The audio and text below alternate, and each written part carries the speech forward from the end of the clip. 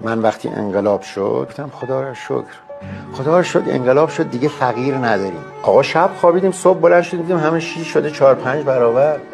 یه روز میشه به خانواده گفت نداریم، 2 روز میشه گفت نداریم. میگن اومد ابروشو درست بکنه، چشش کور کرد تا دیر نشده بجنبی. این عملکردهای بازتابی داره. مایی که به قول معروف هم سفره‌ای بودیم با شماها، دریغ از یک تلفن به قهقرا داریم کشیده میشیم.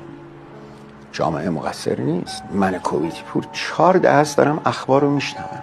چرا ما یه خبر خوش نمیشنویم؟ ما از رسانه ملیمون خبر خوش نمیشنویم. چند روز بدون حقوق میتونی زندگی بکنی؟ آقای انقلابی، آقایی که نفس در میاد واسه ارزش ها، کی میخواین دست بردارید از حرفای اوایل انقلاب؟ چسبیدیم به ظاهر، مسائل خصوصی مردم. ارزش ها شده نوندونی واسه یه عده. آدم دلش به درد میاد وقتی میبینه یک شخصیتی مثل علی دایی به دادگاه کشیده بشه. قشنگ نیست. هر موقع تونستیم یقه آقای خاوری رو بگیریم بکشونیم توی مملکت، بعد ادعا کنیم که ما داریم قانون رو دنبال میکنیم. من و شما تصاویر شدیم داره قمار میزنه با مال ما.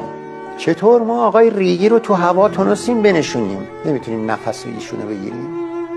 خدا انشالله که همه ما رو آدم بکند. قشنگ میگه اون بزرگ.